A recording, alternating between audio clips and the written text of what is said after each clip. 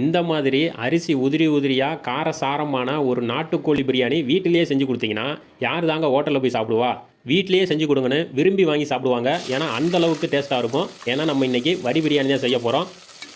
இந்த மாதிரி வடி பிரியாணி செய்யும்போது நம்ம ஹோட்டலில் சாப்பிட்டா என்ன டேஸ்ட் வருமோ அதே டேஸ்ட் தாங்க இதுலேயும் வரும். அதுவும் இல்லாமல் தக்காளியை அரைச்சி தான் சேர்க்க போகிறோம். அதனால் நம்மளுக்கு மசாலா வேகமாக ரெடி ஆகிரும். 1/2 கிலோ கறி எடுத்து வச்சுருக்கோங்க. கரெக்டாக பார்த்தீங்கன்னா ஒரு 3 பேர் சாப்பிட்ற மாதிரி. கறியை நல்லா மசாலாவோடு சேர்த்து மிக்ஸ் பண்ணணும். அதான் நல்லா கறியிலலாம் நல்லா பார்த்தீங்கன்னா கலர் பிடிக்கும். நம்ம ஃபஸ்ட்டே ஆயில்லையே மிளகாய் பொடி சேர்க்கும் போது கலர் பார்த்தீங்கன்னா நம்ம பிரியாணிக்கு நல்லா எடுத்து கொடுக்கும். நம்ம அப்படி தான் சேர்த்துருக்கோம். இந்த வடி பிரியாணிக்கு தண்ணி பார்த்தீங்கன்னா நம்ம 1க்கு 1 சேர்க்க போகிறோம். 1/2 கிலோவில் வடி பிரியாணி செய்யும் போது தண்ணி கொஞ்சம் அதிகமாகவே சேர்த்துக்கணும். ஏன்னா நம்ம கொஞ்சமாக செய்கிறதுனால தண்ணி வேகமாக வற்றிடும். அதுக்காக தான். இப்போது அரிசியை சேர்த்து கரெக்டாக ஒரு 2 நிமிஷம் நல்லா பார்த்தீங்கன்னா கொதித்து வந்த உடனே நம்ம அரிசியை வடிச்சிக்கலாம். ஒரு 70% நல்லா வெந்து வந்துருச்சு. இப்போ பார்த்தீங்கன்னா நம்ம மசாலாவோடு சேர்த்து நல்லா கலந்து விட்டு கரெக்டாக ஒரு 10 நிமிஷம் சிம்லேயே வச்சு அப்படியே விட்டுருவோம். ஃபஸ்ட்டு ஒரு 2 நிமிஷம் மட்டும் ஹை ஃப்ளேமில் வச்சுக்கிறோம்.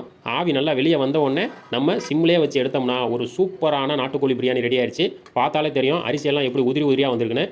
மேலே இருக்க அரிசியை மட்டும் லைட்டாக பரட்டி போட்டுருங்க. போதும். ஒரு 20 நிமிஷம் கழித்து சாப்பாடு பரிமாறுங்க. நல்லா உதிரி உதிரியாக ஒரு சூப்பரான நாட்டுக்கோழி பிரியாணி நம்மளுக்கு ரெடி ஆயிடுச்சு. இந்த மாதிரி ஈஸியான ரெசிபியெல்லாம் வேணால் நம்ம சேனலில் மறக்காமல் சப்ஸ்கிரைப் பண்ணி லைக் பட்டனை தட்டுங்க.